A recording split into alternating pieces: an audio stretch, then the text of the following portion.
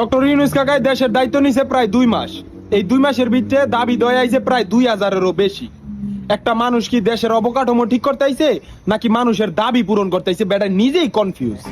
চোর পুলিশ ডাকাত বাবু, হিন্দু মুসলিম, পাহাড়ি আনাহারি, আমলা কামলা, রিস্কাওয়ালা থেকে শুরু করে কাচের বুয়া রাস্তায় নামছে।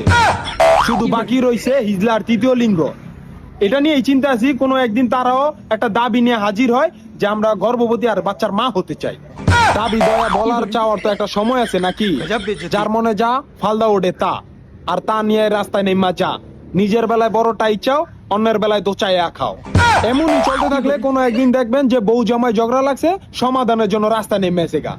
বউ কইব যে পোলো হইছে বাপের মতো কালা, আর বাপে কইব যে পোলো হইছে পুপারা কাশেমের মতো। এইসব নিয়ে রাস্তা নেমে যাবো গা। মালে আসেন মাল্লন, নাইলে আগে বাড়ায় তেললন।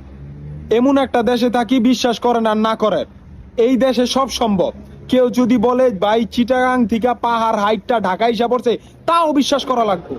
2 মাসে যা দেখলাম দেশে, এটাই ভাবতেছি কোনো একদিন জানি আবার কে পেট নিয়ে রাস্তায় নাইমা দাবি করে যে আমার গর্বের সন্তান ডক্টর ইউনূস সাহেবের। আমার সন্তানের পিতৃ পরিচয় চাই। এইটা সারা দেশের আর দেখার মতন বাকি কিছুই নাই। নিজের রাস্তা নিজে মাপেন। আমি এখন যাই। আল্লাহ হাফেজ।